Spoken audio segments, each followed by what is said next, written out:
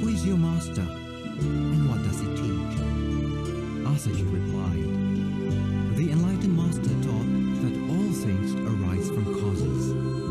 He further explained how they arise and how they cease to be. Upon hearing this, Sariputta gained deep inspiration and accepted the Buddha as his teacher.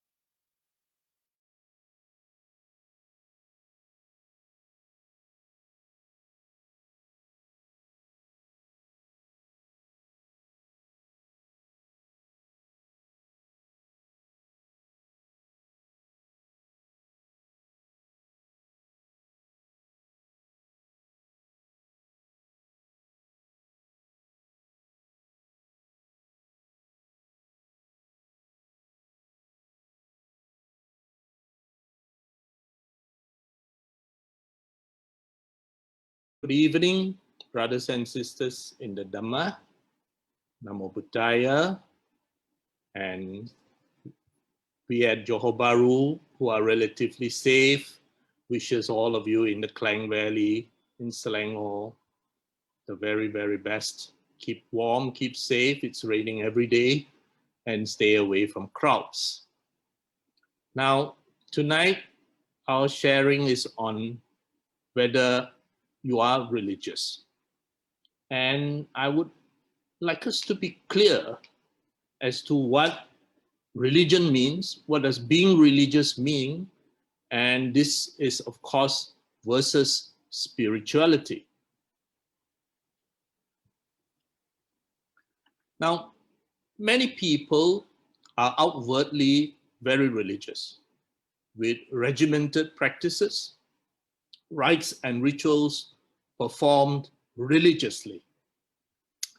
In public temples, centers, one prostrates, pray, chant, all behavior that shows one's purported righteousness and piousness.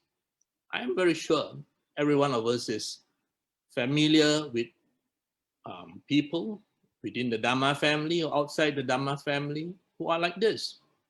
And the person might consciously or unconsciously be very well behaved in public, and some of them are very good people. But for some, their personal thoughts and emotions may well differ from the public image that is shown. And greed in various forms, anger, intolerance, conceit, pride, harsh speech, and views and attachments literally set in stone may still be prevalent. What do I mean? Now, many people dress for their religion, argue for their religion, spread their religion, eat for their religion, following very strict diets. They will even fight for their religion, and even perhaps go to the extent of killing for their religion. All you need to do is to open the newspapers, take a look, and you will know exactly what I mean. Or if you don't read newspapers anymore like I do, just look at the internet news, and you will also know what I mean. And very sadly, even within so-called Buddhist countries, we are now beginning to see such things. Now, all these people hardly do what their religion's founders actually teach them to do, and that is to live in peace, to love their neighbor, to be kind, to forgive, to be humble and simple. Now, within the Buddha Dhamma, simply religiously following rites and rituals is actually seen as improper and classified as attachments to rites and rituals. In Pali, Sila Bata Paramasa. Modern contemporary English, holier than thou, but without the understanding nor the transformation of mind. Without the inner transformation of mind, a religious person can be quite a dangerous person.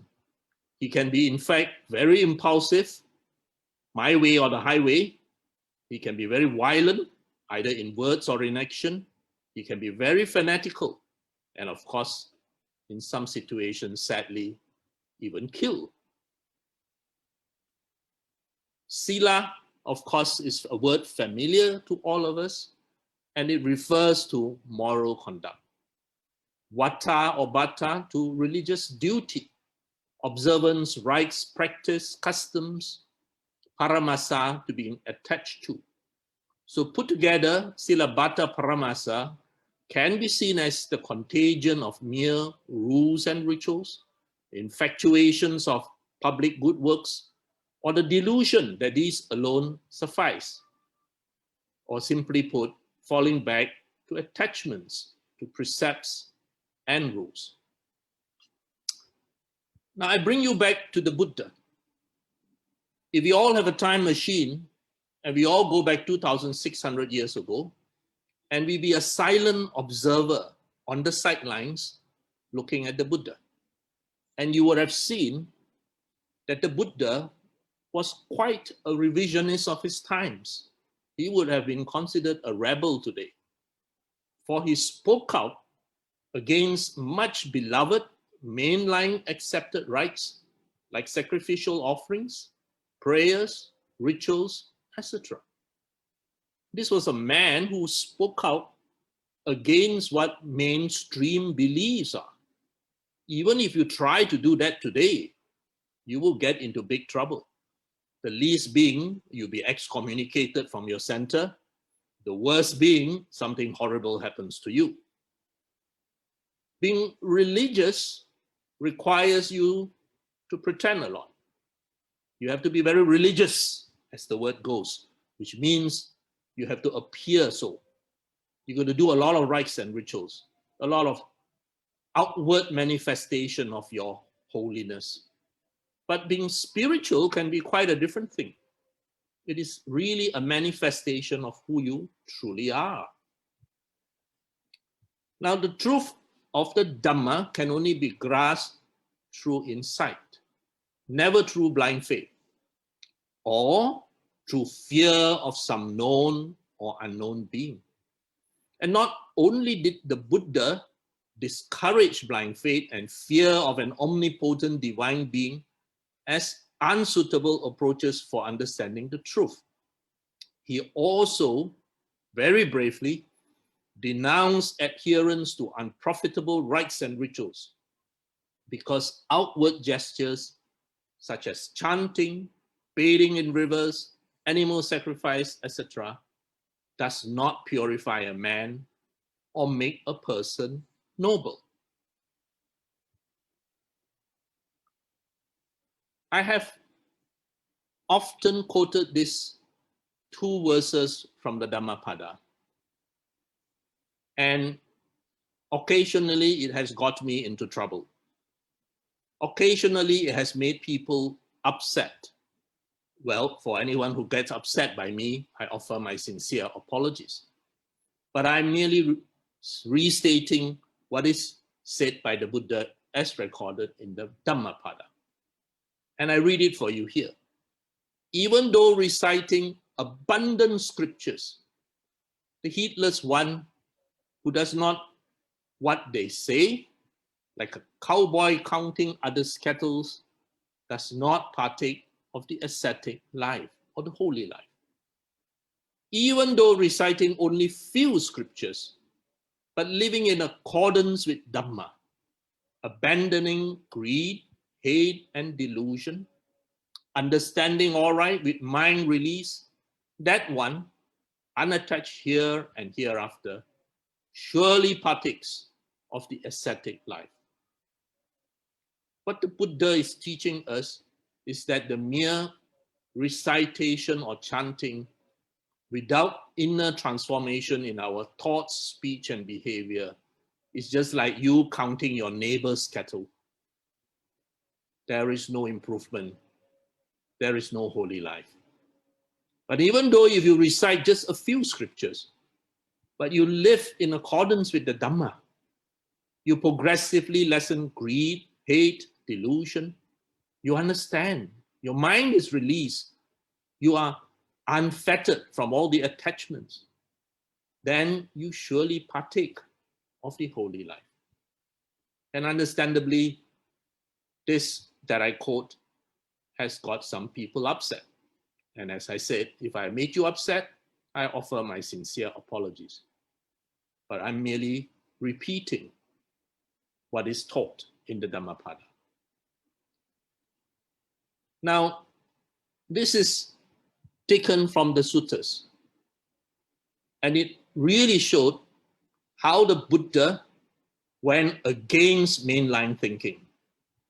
I am very sure that had the Buddha been alive today, had done a similar thing in the India of today, probably some violent act or some violent deed will be done by someone on the body of the Buddha. Once the Buddha explained how a seeker of deliverance should train himself, and added that the person whose mind is free from taints, the defilements, whose life of purity is perfected and the task done, could be called one who bathes inwardly, not externally, but inwardly. Then the Brahmin, Sundarika Bharawaja, asked him, does the venerable Gautama go to bathe in the river Bahuka? The river Bahuka being one of the holy rivers which the pious go to bathe in the belief that it will wash away their sins. And the Buddha replied, Brahmin, what good is the river Bahuka? What can the river Bahuka do? And the Brahmin replied, indeed, Venerable Gautama, the river Bahuka is believed by many to be holy. Many people have their evil deeds washed away in the river Bahuka. Well, today we have similar acts. Today we have Buddhists piously going, asking for venerables to bless them with water, etc., etc. We still have the same mindset. We have instant noodle, instant coffee. We similarly want instant deliverance. Then the Buddha made him, the Brahmin, understand that bathing in rivers would not cleanse a man of his dirt of evil, and instructed him thus, bathe just here in this doctrine and discipline, the Dhamma Vinaya Brahmin. Give security to all beings. Do not harm, do not sacrifice, do not kill other beings in your pursuit. If you do not speak falsehood, or kill, or steal, if you are confident and are not mean, you are a generous man. What does it avail you to go to Gaya, the name of the river in India? Your well at home is also a Gaya. Now, please note, this is going against mainstream beliefs. If you go to any country today and you make a statement like that against the mainstream beliefs of the people, you are literally challenging the beliefs of the people. And you can get into big trouble.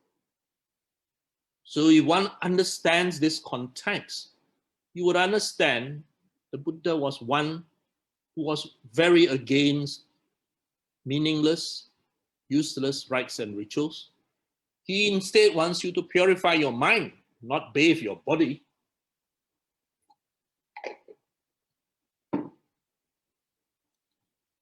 Let us take a look from the Arahant Punika as recorded in the Therigatha. Along the same line, the Arahant Punika told this man, who taught you this?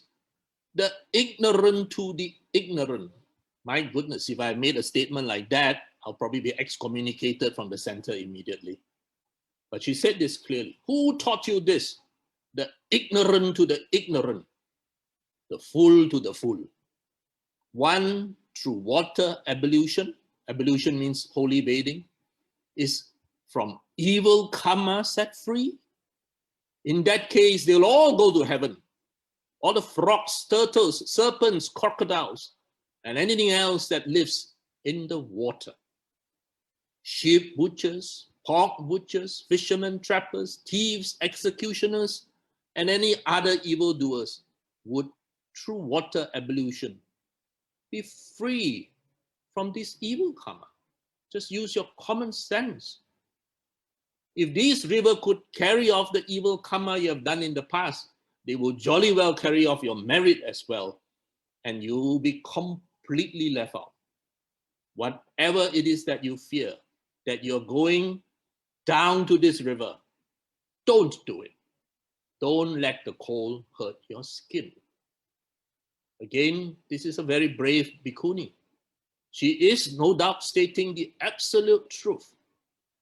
But even if we are to repeat this same truth today, in BGF, you will, I assure you, get into trouble. So, put it modern way, a person witnesses a wise person doing puja, paying homage, reciting the Vadana, making offerings of fruits, light, etc. But without understanding the reasons for these, that person mimics such behavior and clings to it, thinking that is the way. And even though he has the external behavior that resembles the wise, his mind is unfortunately still clouded by ignorance. Instead of striving to learn the Dhamma, he becomes content with the external ritualistic forms. So silabata paramasa, or attachments to rites and rituals, does not give rise to release. And I have to admit,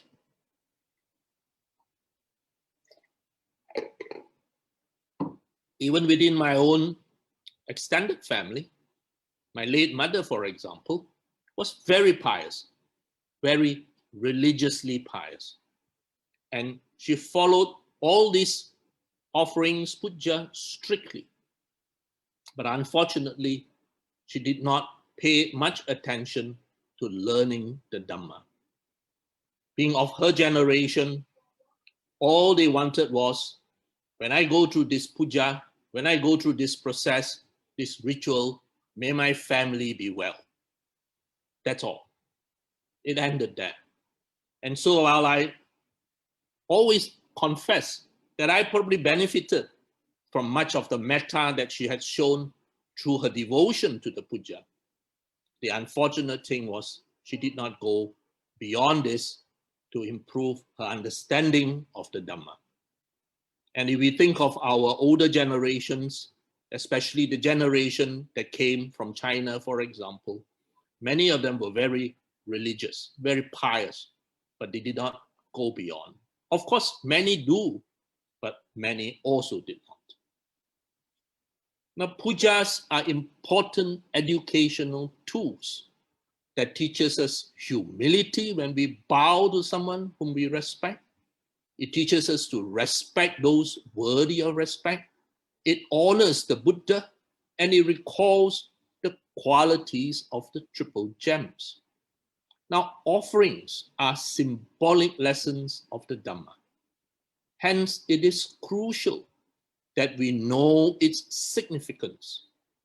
Puja, of course, also provides communal activities and builds fellowship among fellow Dhammafarers, importantly, building the bonds of Kayanamitas. So it is understanding of the puja, understanding of the chants, understanding why we make these offerings, that is very crucial. Otherwise, it becomes a mere ritual.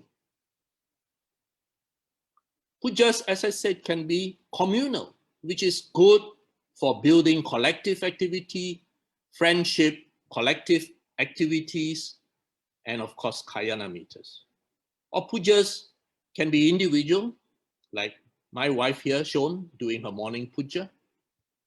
Both are equally important. When we do a puja, often people mistaken it as prayers. It is not. A puja is to honor someone. And if you look at the word worship, in the Buddhist context, it does not mean praying to someone. We call, in Old English, judges your worship. Somebody very respected, your worship.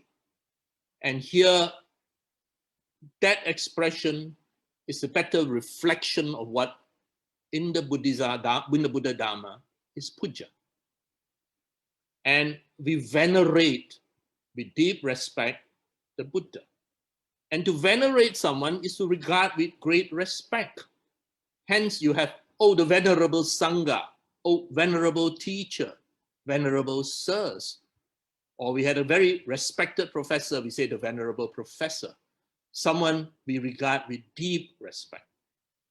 And worship varies between cultures, and it could be just silent meditation or chanting or sermons, sharing the Dhamma. Worship, as I said, is an expression of reverence used in addressing or referring to someone important whom we regard with deep respect. So when it is conducted mindfully, for example, before the sharing of the Dhamma, it brings us into a calmer state of mind. If you do it in the mornings before you begin, it is a way of calming your mind with the Dhamma before we go on to face the activities of life which goes up and down. And of course, it will be good if we can bracket our days beginning with puja and ending with puja. Bracket it with these two activities so that we start the day on the right tone with the Dhamma in mind, and we end the day similarly. When I was in secondary school, I had very good teachers, very good people who tried to make us good people. And one of the things they taught us was that God is a jealous God. You must not worship any other God besides the Lord thy God, for the Lord thy God is a jealous God. Now, even as a young teenager at that time, I felt, hey, something is not right. Why should an all-powerful, omnipotent being be jealous? That doesn't sound right. That's a contradiction in terms. Jealous of what? Now, the Buddha is a fully enlightened one. He does not need to be praised, nor bribed with offerings. He does not get jealous. If you were to know, conceit, pride, restlessness are all the fetters that an arahant would have overcome. So a Buddha does not get jealous, neither does he demand homage or loyalty. Such things don't even exist in the mind of a fully enlightened being. So the entire exercise of the puja is for us, not for the Buddha, not for the Dhamma, not for the Sangha, but for us to cultivate and learn. I insist whenever I take my medical students on any form of Buddhist activities that they must understand whatever that we are doing. They are taught to challenge, ask, question everything. When you offer light, when you offer a candle, or in modern days now, an electric light, that offering of light symbolizes the wisdom of the Dhamma. That Dhamma is the light, the GPS that will guide us in our daily lives. And it clears away the darkness of ignorance. So when you offer light on the altar of your home or your center, keep in mind, may this offering of light, symbolizing the wisdom of the Dhamma, guide me in my daily life, clearing away the darkness of my ignorance. You are actually offering that light for yourself. When you offer incense, the offering of incense symbolizes the fragrance of pure moral conduct. This is again a line taken from the Dhammapada, where the Buddha said, if you have good sila, you don't need to go around publicizing it, telling everyone, I keep my precepts, I keep my precepts. I don't know about you, but I keep my precepts. You do not need to even do that, because like the fragrance of incense, people around you will know.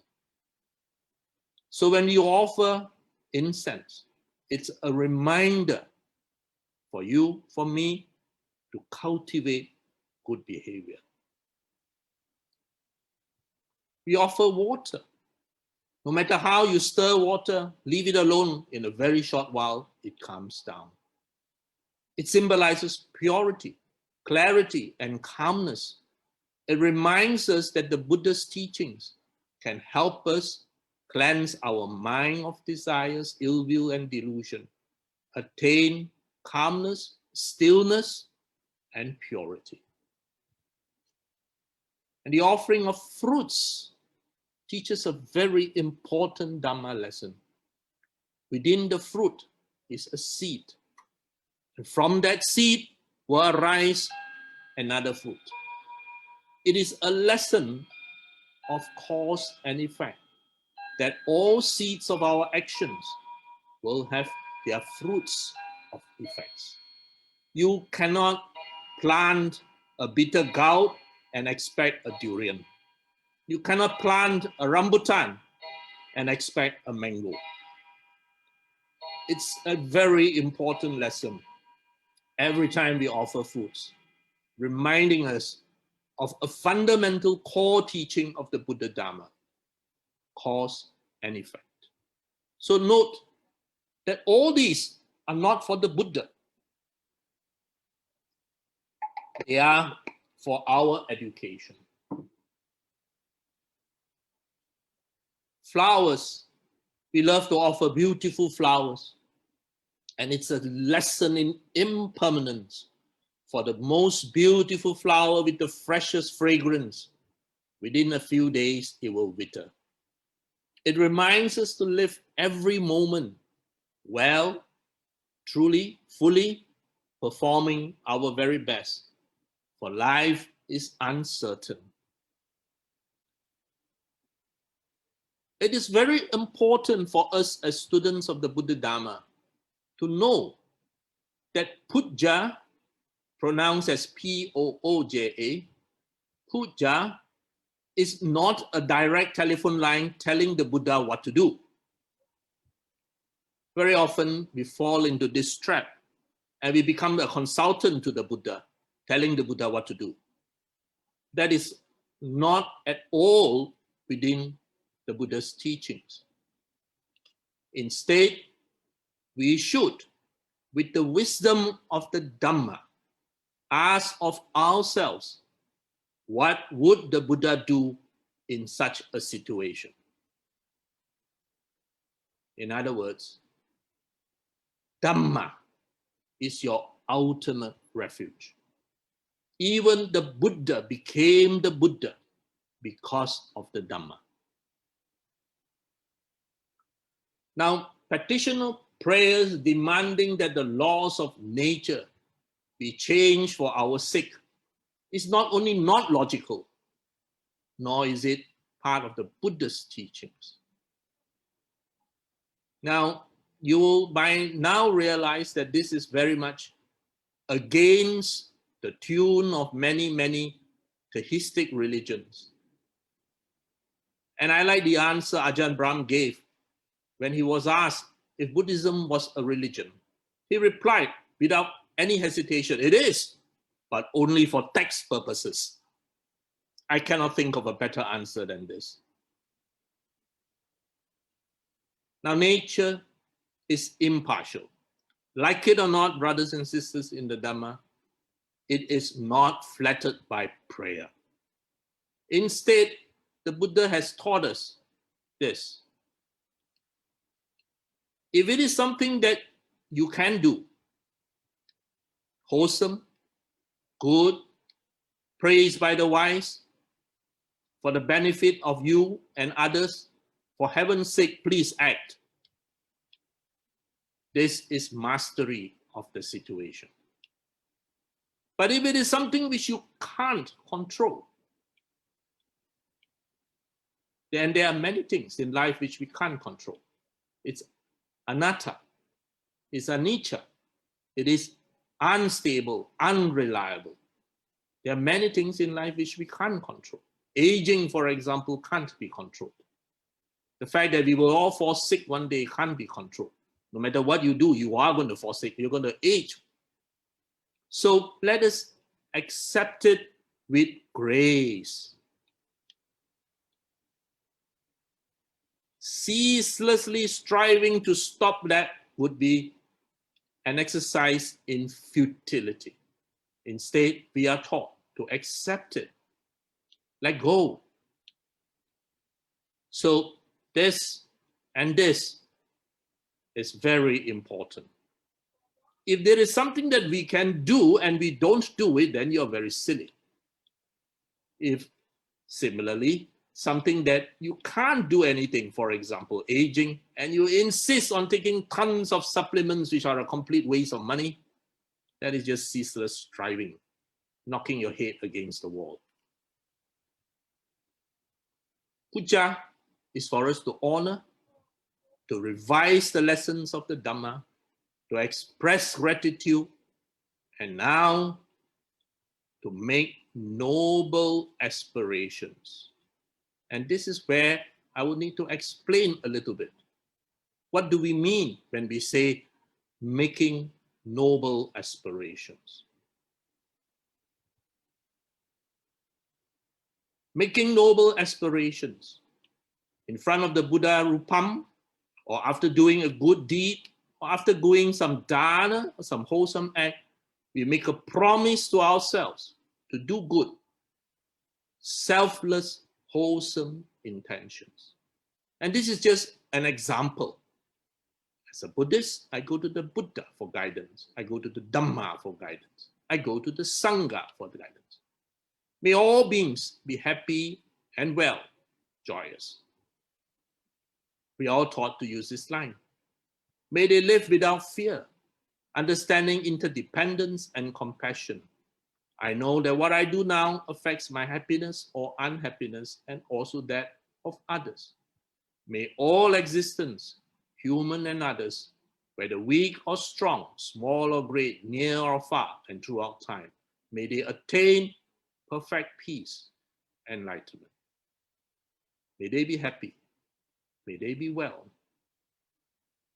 Now, I once took a group of my students to a monastery to offer lunch dana. At the end, yes, it was reflection. The Bhantes was giving blessing. And I told my students, make a noble aspiration. That does not mean, may I have a good boyfriend or girlfriend, or may I pass my exam with distinction. No, that's not a good, noble aspiration. That's a very individual, selfish thing to ask. Instead, make a good, noble aspiration. May I be a good person. May I be a good doctor. May I help people who are unwell, etc., etc. Ajahn Jayasaro explained what is chanda, the right motivation. And here the Buddha spoke of two kinds of desire. One, desire which arises from ignorance and delusion, which is called tanha, craving. So at the end, if you have done something noble, wholesome, and you say, oh, may I be rich, or may I strike the lottery, etc. That is not a very noble aspiration. In contrast to a desire that arises from wisdom and intelligence, which is kusala chanda or Dhamma chanda, or most simply just called chanda. A wholesome, selfless aspiration to do good, to be good.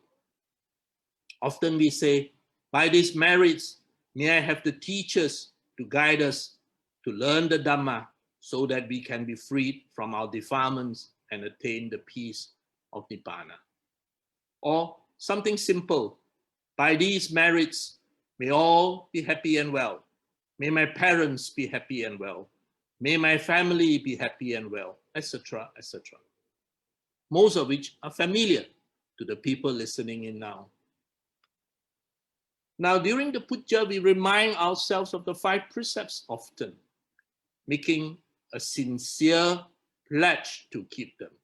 And here again, I repeat from what I've said in previous sharings, the 5 precepts are completely secular. There's absolutely nothing religious in the 5 precepts at all. They are completely human values. So many people have very good behavior while they are in the center. And I quote a line from the first Chan Master Bodhidharma. What you call a monastery, he said, we call a Sangharama, a place of purity. But whoever denies entry, that means any one of you now at your home listening, any one of you who denies entry into your mind of the 3 poisons, greed, hatred, delusion. And keep the gates of your senses pure, your 6 senses, your 5 senses, and your mind. Your body and mind still calm, inside and outside clean. You built a monastery. That monastery is you. Now, this little picture of a little boy passing urine teaches a very important Chan lesson. It's Sister Li Ming's birthday today. I wish her blessed birthday. Be well, be happy, be safe. Now on top, Sister Li Ming, of the rhinoceros that you are supposed to get, you will now have to get this little boy passing urine too, and place it on your table in your office, because this teaches a very important Chan lesson. There was this little novice monk, like this cute little boy in this figurine. And he was sitting in a long drawn chanting session in the main hall of the monastery. And he went on and on and on. Now, somewhere along the way, he needed to pee. So he stood up, walked through the front gate, the front door. At the foot of a tree, he peed. And then rushed back inside the hall, continued sitting, doing whatever he was supposed to do. At the end of that chanting session, the abbot, who saw it all, asked for him. So the poor little boy was hauled to the front, and the abbot asked him in no uncertain terms, "How can you be so rude to pass urine in front of the Buddha?" There's a big Buddha image, obviously, in the main shrine hall. The little boy looked up at the abbot, and he asked the abbot in return, "Venerable abbot," he said, "can you please tell me where I can pass urine that is not in front of the Buddha?" At which point, the Venerable abbot learned a very important lesson. So Sister Li Ming, one more item for you to buy. Very important lesson. Now, rites and rituals is an inalienable part of all religions. But within the Buddha Dhamma, it is only one aspect of communal activities and a mechanism for those who need its psychological support. Yes, many people need the psychological comfort of doing something like chanting, offering, etc. But when the physical act becomes more important than the education it is meant to transmit, it becomes a blind devotional rite, and such is seen as a fetter. A fetter is a chain or a bond which shackles a sentient being to samsara. And I think most of you here will be familiar that there are 10 fetters that we need to be freed from to attain awakening. I've listed the 10 here. If one breaks through the first 3, belief in a self, doubt or uncertainty, attachment to rites and rituals, one becomes a sotapan, a stream enterer. A Sakandagami in the next level will have weakened number 4 and number 5. He would have broken the first 3 and weakened number 4 and number 5. And he is what is called a once returner. He will return to be reborn as a human being one more time. While the Anagami will have broken the first 5. All the first 5 have been broken, and he is a non-returner. While for the Arahant, he would break on top of the first 5, the next 5. And this, of course, includes conceit, restlessness, and ignorance. Now, the attachments to rites and rituals is such an important factor that it is also listed in the Upadanas. If you are familiar with dependent origination, you will know that the link that provides the cause for becoming or rebirth, for lack of a better word, is the upadanas. And there are 4 upadanas. These 4 upadanas, literally, the word upadana means few. These 4 is the few. The minyak, the raw 95, that leads to your future becoming or rebirth. And these are the 4 clingings, the 4 upadanas that we must progressively let go of. These are the 4 which makes us re-become another being or reborn, for lack of a better word. And one is, of course, from the word karma upadana. We are so attached to our sense pleasures. Another one is from views, ditti upadana. And people, brothers and sisters, are very strongly attached to views. People are so strongly attached to views that they will kill you if you challenge their views or so-called insult their views. Or even in the lower end, if you go against my view, it's my way or the highway, please leave. So ditti upadana, or attachment to views, is actually very, very strong. The next is rites and rituals, which we have already discussed. And of course, one of the strongest upadanas is the attachment to the self. Most people, other than the Arahant, other than the Anagamin, even at the moment of death, they are still so attached to the self. And this is what makes us reborn or become again. So, brothers and sisters in the Dhamma, if rites and rituals is not enough, then what is enough? That would be a very important question, isn't it? So if Dr. Wong says that rites and rituals is not enough, then pray tell Dr. Wong, what is enough then? What is enough is when all that we do, thought, speech, and action, is guided by right views, wholesome, and accomplished with mindfulness, not only as a passing phase during meditation or in a center or in front of a Buddha image, but within life on a moment-to-moment basis calmly. Merely following rites, teachings, and even meditation is not enough. It is not the clothes that we wear, or the ceremonies we perform, or even the meditation that you do. Devadatta was a superb meditator, and look what came out of him. It is surely not what we eat or drink. Hitler was a vegetarian, a strict vegetarian. All these are merely the means to an end.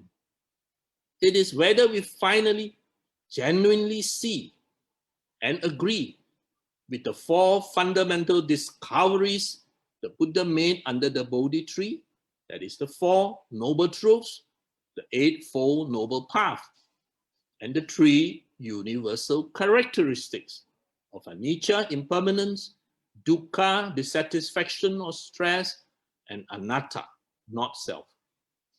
If and when you do see the 4 noble truths, agree with the 4 noble truths, understand the noble eightfold path and the 3 universal characteristics, then you are truly the disciples of the Buddha.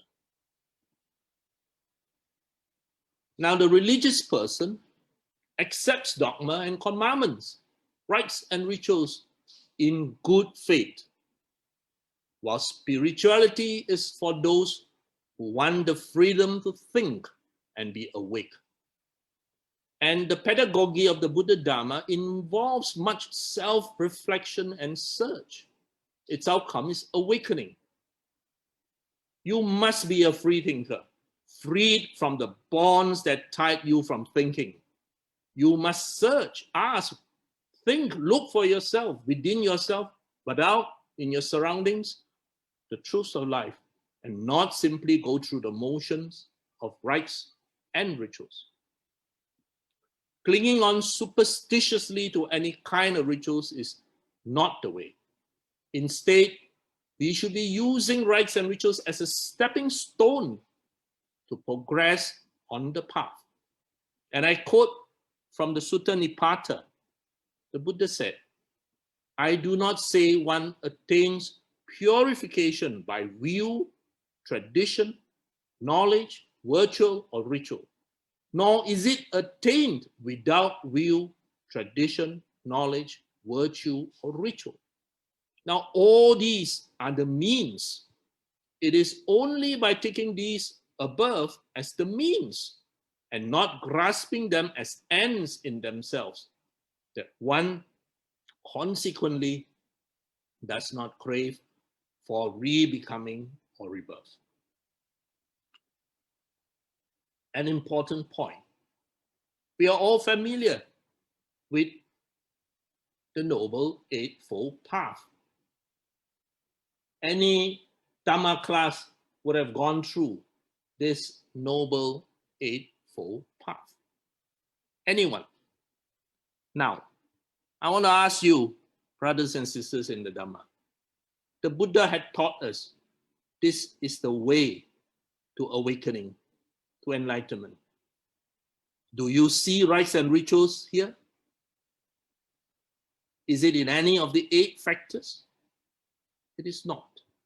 There is no mention of rites and rituals in the Noble Eightfold Path, the way to liberation. Rites and rituals is important, as I said, but it is a means, not the end. And while religions have many dogmatic teachings which cannot be challenged, the Buddha instead taught us to challenge and question everything. Is it skillful, he asked? Is it blameless? Is it wise? Does it lead to welfare and happiness? Note the inclusiveness of the teaching. So even if you are to ask me, is that teacher correct? Is this teacher correct? Is that teaching correct? I will say, read this, the words of the Buddha. When you follow it, is it skillful? Is it blameless? Is it wise? Does it lead to welfare and happiness? And this exactly, brothers and sisters in the Dhamma, was what was asked of the Buddha when he passed the little town occupied by the Kalamas. Apparently, the town is at the crossroads where many different teachers pass through. And each of them would, of course, taught their teaching, their Dhamma. And of course, many would have claimed that only they are right and all else is wrong. And so when the Kalamas heard that the Buddha, this teacher, was passing through, and he had a very good reputation as a good, rational, logical teacher, the Kalamas asked the Buddha as he passed through, is he right? Are you right? Is that wrong? Is this right? Is that wrong? Is that book correct? Is this book wrong? Etc., etc. And the Buddha's answer is a wonderful answer. He said, do not go by reports, legends, traditions, scripture, logical conjecture, inference, analogy, etc., etc. Or my teacher, your teacher. But know for yourself. These qualities are skillful. These qualities are blameless, praised by the wise, when adopted and carried out, leads to welfare and happiness. Then you should enter and remain in them. I think that this last line in this paragraph is very important. For I had been to many centers in which they had posters put up, and it says, don't go by this, don't go by this, don't go by this, don't go by this. But they omitted the last line in this paragraph, because certainly the Buddha did not condemn any of those teachers, Neither did he say, only follow me, for only I am right. Neither did he say, that is rubbish, this scripture is rubbish, that teacher is talking rubbish. He didn't say anything like that. He said, use your logic, questioning mind and ask yourself, if you carry this according to this, is it skillful? Is it blameless? Is it praised by the wise and varied, and when adopted and carried out, leads to welfare and happiness? If so, then you should enter and remain in them. So I don't care what yana you're talking about. I don't care what school you're talking about, which lineage you're talking about. I will repeat this beautiful lesson as taught by the Buddha. Ask yourself these questions. And note, the Buddha was very, very inclusive. When one knows that one's actions are wholesome, skillful, blameless, wise, leading to welfare and happiness, then you gain inner peace. And the Buddha wants you to evolve spiritually to the highest possible state. He doesn't want you to end up as a person so narrow-minded with eyes blinkered that you can only see what your views are. He wants you to think like a Buddha.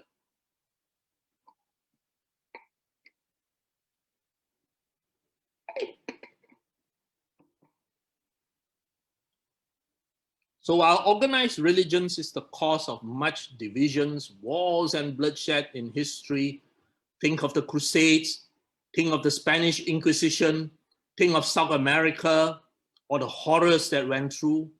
Present day, think of what's happening in the Middle East. All those are tragic, to put it mildly. The Buddha Dhamma requires no conversion, no defending, no sacrifice, only an honest look at life. For when you look for yourself and you know, there is nothing to believe. Spirituality is defined as the feelings, thoughts, experiences that arise in the search for the sacred. It is an attempt in identifying, articulating, maintaining, transforming, understanding, knowing, and embodying what is the divine higher power, the ultimate reality. That is what we are searching for. And organized religions follow the concepts of a book or books, but the Buddha Dhamma looks at our own mind and our immediate surroundings to see the empirical truth. And many organized religions fill its believers with dreams of glory in a future heaven or paradise. The Buddha wants you to awake to that glory that is living every moment mindfully now. So if you ever stopped at a bus stop by a nice young teenage white boy wearing a tie, asking you, brother, do you want eternal life? You can well reply him that I have no need to search for an eternal life because I am already in an eternal life now. Now, a religious person will do what he is told, no matter what is right. And I do not need to give examples of this. Any one of you who had attended religious classes will know. Whereas a spiritual person will do what is right, no matter what he is told. Now, in medicine, this is called the father's versus the mother's principle. One of my fellow lecturers at my university, Dr. Ho Lun Shin, whom I seen as spiritual but not religious, he taught in a seminal lecture the difference between what is the father's principle and the mother's principle. And this was a lecture on medicine, ethics in medicine. The father's principle is that the father may sacrifice his own child to fulfill a principle. But the mother may sacrifice any principle to preserve her child. Now, the father's principle is to me taught in many organized religions. Very dogmatic, an eye for an eye, sacrificial, tribal. The mother's principle uses rationality and logic and utilizes the questioning intellectual mind to decide on outcome. So are you religious or are you spiritual? Very frankly, brothers and sisters, I'm quite allergic to rites and rituals. And this had sadly earned me the wrath of many people. So religion is belief in someone else's experience, while spirituality is having your own experience. Religion tells you what is supposed to be the truth. Spirituality lets you discover it for yourself. So here I put a table comparing the two. Religion is found in centers. Spirituality is found within yourself. And while there are many, many religions, there is only one spirituality. It is within you, found within you. It encourages you to question, to reason, to argue, to investigate. It allows you to be brave. It makes you search for inner peace. It actually encourages discovery, while many religions would consider that as an absolute no-no to question dogma. Spirituality is universal. It lets you discover yourself in yourself within independently, and it allows you to discover the truth. It doesn't offer you what is within them as the truth, but lets you discover it yourself as the truth. Brothers and sisters, this is my last slide. And again, a chant lesson. No, Sister Li Ming, you don't have to buy a lantern. But this chant lesson involves a lantern. Late one night, a blind man visiting a friend was going to go home. Please, he said to his friend, may I take your lantern with me? And the friend said, why carry a lantern? You won't see any better with it. After all, you are blind.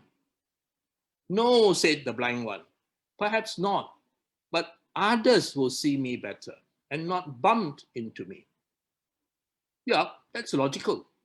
So the friend gave the blind man a lantern, you know, the classic paper lantern like the one you play at Mid-Autumn Festival with a candle inside. And off went the blind man with the lantern. And before he had walked long, someone smashed right into him. Knocked right into him. And the blind man was very angry and he said, why don't you look up? He stormed. Why don't you see this lantern? And the man said, why don't you light the candle? Asked the traveler. That means the lantern, the candle inside had already blown out. Now, Sister Li Ming, Brother Bobby will have to meditate on this for 3 years and then come back and tell me what's the answer. But we don't have that luxury, so I will have to tell the answer immediately. We are all holding lanterns, every one of us, me included. Rituals are part and parcel of Buddhist culture. Are these rituals still relevant? Or is it just like that blind man carrying a lantern? The man held that lamp in his hands, that lantern, for the light it was meant to give. He thought that the candle inside the lantern was lit. But that candle had already gone off. So holding the lantern high and walking after the flame had died out is just a meaningless ritual. It does not shed any light at all. And many rites that started with a purpose had already have that candle blown out. They have lost their original quality. But we are still holding it like the blind man holding that lantern, still continuing walking with it, a meaningless ritual. Are you holding a lantern? If you are, make sure it is lit and that the candlelight is still burning. How meaningful are the rituals that you are doing now to you and your family? It is high time we understand its purpose and make it into bright lamps to guide us in our lives. And let me ask you, I'm sure you, me, when we were small, we were all taught by our parents, like offer 3 joss sticks. Now I ask you very honestly, why 3 joss sticks? Why not 5? Better ma, more incense. Why not 9? Right? Why 3? We had long forgotten the candle that was burning inside. That candle had long blown off. We offer 3 to honor the Buddha, Dhamma, and Sangha. We offer 3 to make that chanda, that noble aspiration to do all good, avoid all evil, and cultivate the mind. If we had long forgotten this, if that candlelight inside the lantern had all the time being blown off without us realizing, and we are just mindlessly offering 3 joss sticks, you better create a new tool now, maybe a PowerPoint, because otherwise we are like the blind man holding a lantern with no candle inside. Brothers and sisters in the Dhamma, thank you for giving me this opportunity to share. Thank you. I would like to share tonight's merits with a sister, Sister New, who just had an operation. May she recover quickly. May she have comfort. May she have good rest. And may she have peace, happiness, good sleep in this period of recovery. May all Dhamma brothers and sisters in Selangor, in Negeri Sembilan, that I believe are facing high numbers of COVID-19 patients, may you all be safe. May you all stay safe, stay home, and avoid touching men, mouth, eyes, nose. Avoid touching men at all costs. Avoid touching your mouth, your eyes, your nose. With that, thank you and sadhu. Thank you, Dr. Punna Wong, for the very eye-opening talk. The moment there are 5 questions, for those listening, kindly keep your questions coming in. You may write in your Facebook chat and someone will copy and paste into the chat group here. So, first question from Brother Whaley. Is it considered religious if one attending a Sangha member's talk just to get blessings sprinkled for better luck at the end of the talk? Sprinkle water. Frankly, I think you take a shower in your room with a nice Panasonic hot water will probably do the same good. However, as I say this, I am always mindful that there are members who want such psychological support. They want such comfort. And so people seek it and the Sangha offer it. But if you are someone who is aware and who knows, you will understand better. Okay?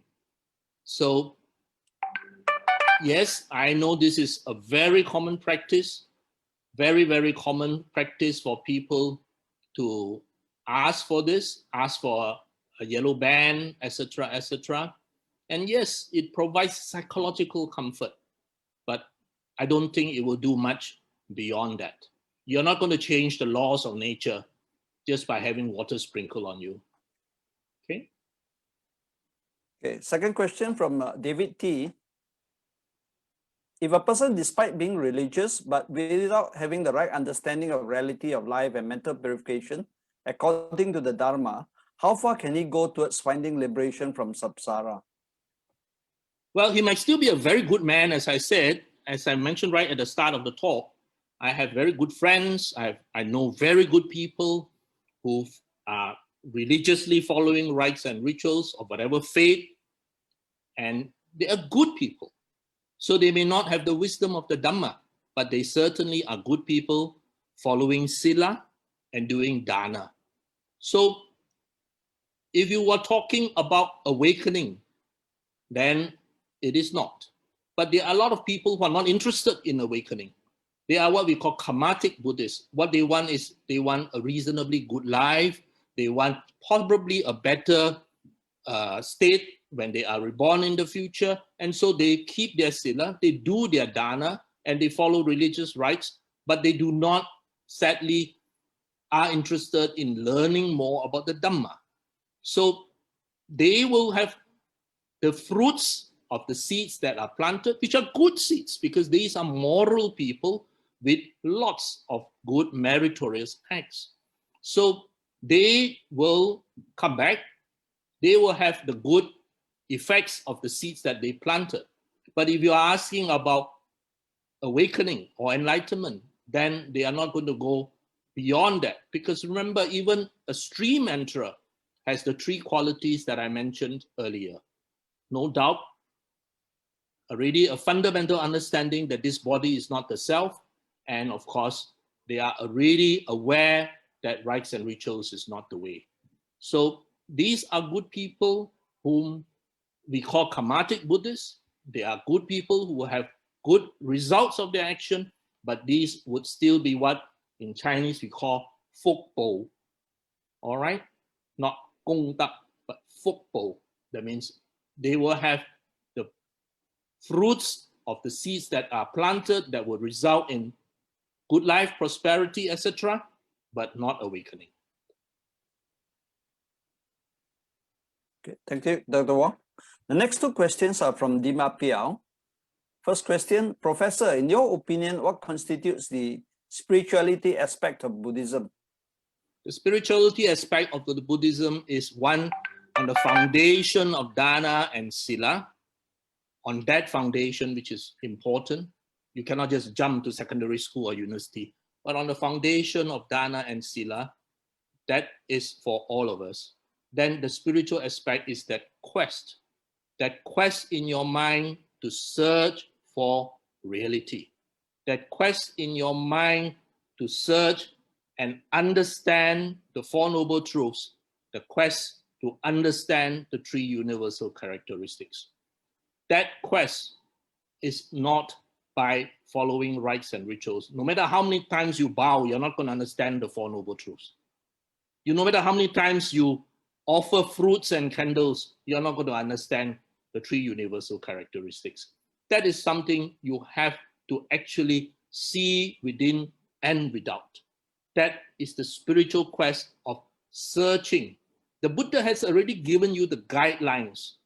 He has already taught you the basic instructions on how to drive a car. Now you have to learn by yourself how to drive a car. You cannot learn to swim on dry ground. You have to learn to swim in a swimming pool. So now we are looking and seeing, this is the theoretical understanding of the Four Noble Truths. All right, remember there are three aspects. Each of the four truths have three aspects. This is the theoretical understanding. This is what I'm doing to understand the Four Noble Truths. And the third, I have done it and I've understood each aspect of the Four Noble Truths. So 3 times 4, there are 12 aspects of it. But it begins with first putting it very simplistically, a theoretical understanding that Dhamma Piao, brother, you have 2 arms and 2 legs. And Dhamma Piao looks and search very hard, do I have 2 arms? Do I have 2 legs? And he found, yeah, I have 2 arms and 2 legs. And the third stage, Dhamma Piao has through direct experience know that I have 2 arms and 2 legs. Your spiritual quest in understanding that you have 2 arms and 2 legs is complete. So for us as students of the Buddha Dharma, we have to go through the same process in the teachings of the Buddha. And the teachings of the Buddha, while it numbers 9,559 suttas, you do not need to read all 9,559 suttas. You'll probably be very confused if you try. You need to know the Eightfold Path, the Four Noble Truths, and the 3 universal characteristics. As I put in an earlier sharing, 84,000 Dhamma doors, 84000. 84000法门, but this 84000法门 has one central core, and that core is you walk the Eightfold Path, you try your best to understand the Four Noble Truths and the three universal characteristics. Okay, brother? Okay, thank you. Second question from Diva Piao. Professor, as one practices constant meditative awareness, he's doing exactly what Bodhidharma taught. By not following pleasurables, he blocks greed. By not rejecting unpleasantness, he blocks hatred. And by not ignoring or blocking, but instead accepting and acknowledging all phenomena, he clears away delusion. Hence the Zen's tradition's emphasis on meditation, concentration, practice. Is this the right conclusion to the essence of Zen? And is this the right way for a disciple to follow? It's very hard to answer the essence of Chan in one statement or in 5 minutes. Sometimes when we say Zen, we start thinking of something very mythical. But Zen merely means Chan, which merely means jhana, which merely means a training of the mind. And when we say meditation, that's also actually a word with a lot of baggage, because when we say meditation, we immediately start thinking of somebody sitting on a cushion. Well, actually what the Buddha wanted was bhavana. So you have metta bhavana, you have samadhi bhavana, samatha bhavana, you have vipassana bhavana, etc. They are actually training of the mind. And one of the important aspects of training of the mind is to try and always look constantly into our own minds, that is, minding the mind. I will be sharing on this in the next sharing. So Brother Dhamma Piao, please attend the next sharing. The next sharing number 10 and sharing number 11, I have swapped because I wanted to start with 11 and then go back to 10.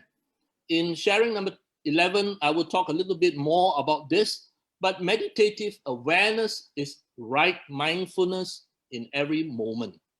In Chan, it is Guan Zhi Zai. Guan, contemplation, observing, Zhi, Zhi, Xian Zai, now. What are you doing now in your mind? Look, look, look. Always keep looking. And the Venerable Bodhidharma taught a lot of things, but one of the important things is that you mustn't be drawn to either extremes, all right?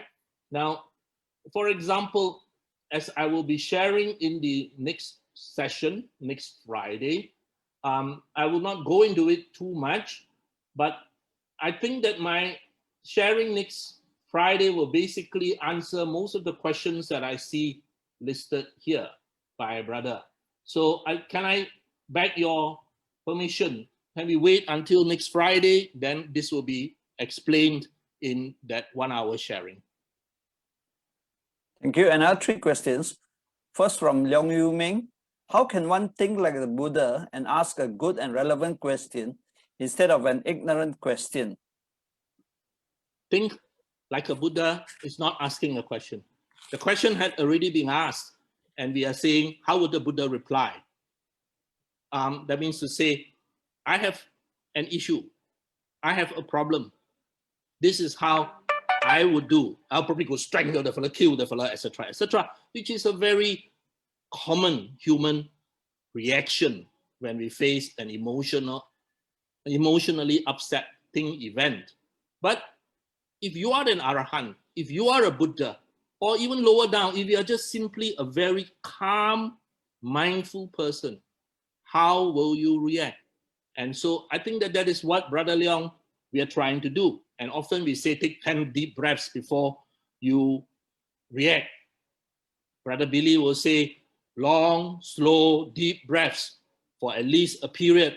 And then only you respond. Don't react, because reaction very much is driven by emotions. We want to respond in a calm, still manner, rationally, logically. So as I said, if you have a problem, and all of us have, the only people I know with no problems are dead. If you have a problem, we tend to address that problem emotionally. We react to the problem. Now, take LSD, long, slow, deep breaths, 10 breaths at the very least. And then after you calm yourself, ask yourself, if I am a wise person, if I am an Arahant, or even better, if I'm a Buddha, how will I respond? And then you respond, don't react. All right? Okay, part two of Brother Leong's question.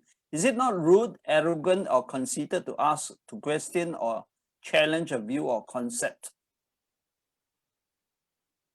Is it not rude to challenge a view of a concept of what? What person?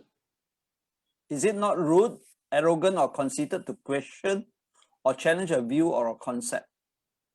We're always challenging views. We're always challenging concepts. We ask, is it true? For example, in the Kalama Sutta, in the Kalama Sutta, we are taught to ask, is it good? Is it wise? Is it praised? Would it lead to a good outcome? So we're always doing that. The Buddha tells you anicca. Now you ask, is it really anicca? The Buddha tells you anatta. Now you ask, is it really anatta? It is not rude. It is something that is in the training for you to actually ask yourself and see with your own eyes, in your own experience, whether the first noble truth is correct. As I said, all the noble truths have three aspects. In the first aspect, you talk about the truth of dukkha. So you have to ask yourself, is it really dukkha? Look at your own life within and without. Is it dukkha? And look at your own life and see, yes, it is dukkha. And the third aspect, you have verified that birth, aging, sickness, death, separation, association with those you don't like, the five pancha upadana khanda is dukkha. And then you say, yes, I have verified the first noble truth and it is true. So here you're actually asking yourself, testing out whether even the first four noble truths, the first, second, third, fourth, all four of them are correct. Now the Buddha is not going to get offended when you say, I am challenging the validity of the first noble truth, second, third, fourth. In fact, that is what we are told to do. That's why all the four truths have three aspects. The first aspect, as I said, is the statement of a fact. It's just a statement. The second aspect is you got to test out that hypothesis. And the third one is, yes, I've finished, I've done my experiment, I've tested, it is correct. It is now no longer a hypothesis. I accept it as reality. Okay? Thank you, Dr. Wong. The last question from Dukkha Cause. Doctor, we try to use our wisdom to do something after thinking a few times if it is blameless, praised by the wise. However, sometimes we are in the wrong environment, time, community, example, advise a social community not to kill snakes. However, there are a few who voice their personal opinion of potential harm to their family. Do you think we should still continue to voice out? Well, there will always be people who will agree or disagree with you. You can only do what is within your ability. You can't save the whole world. You can only save what I call the starfish principle. If you walk on the beach where there are a lot of starfishes, it is impossible for you, sister, to save all the starfish on the beaches. But you can take one starfish and throw it back into the sea and say, okay, I have saved that one.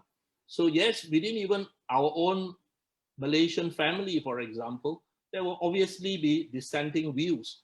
But you are perfectly right to voice out what you know is the right thing to do.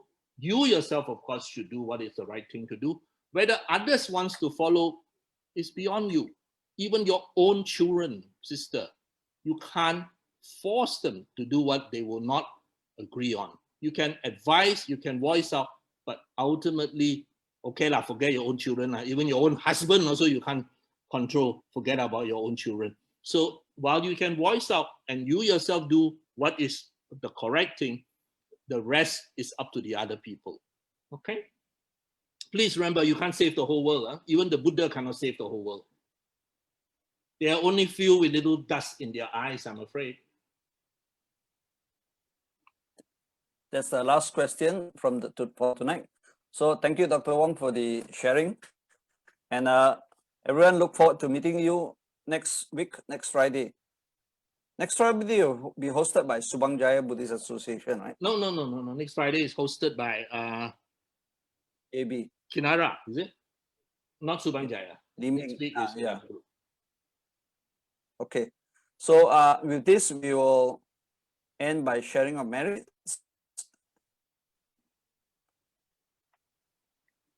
Sorry. Let me share screen here.